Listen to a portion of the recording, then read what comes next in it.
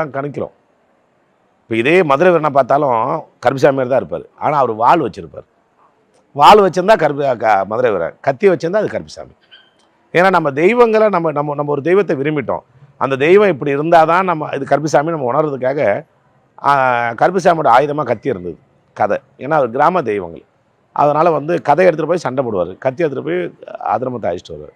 So அதனால் அதே ஆயுதமாக வச்சு அவர் ஒரு உருவமைப்பாக கொண்டு வந்துட்டாங்க. அது காலகாலமாக நம்ம முன்னோர்கள் அதை வழிபட்டு வந்தாங்க, நம்மளும் தொடர்ந்துட்டு வந்துடுறோம். நம்ம வந்து பெண்கள் வந்து ஏன் கருப்புசாமி கோவிலுக்கு போகக்கூடாதுன்னு நிறைய சட்டத்திட்டங்கள் இருக்குன்னா, கருப்புசாமி வந்து ஒரு துஷ்டமான தெய்வம். கருப்புசாமி வந்து துஷ்டமான தெய்வம்னு நீங்கள் பார்த்துருப்பீங்க. ஆக்ரோஷமாக தான் இருப்பார், கத்தி வச்சுருப்பார், ஈட்டி வச்சுருப்பார்.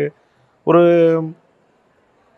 துஷ்டமான தெய்வம் ஒரு சன்னிதானத்தில் கருப்புசாமியில் எந்த ஒரு துஷ்டமான இடத்துலையும் பெண்கள் வந்து இயல்பாக மென்மையானவர்கள். மென்மையானவர்களுக்கு வந்து ஒரு இப்போ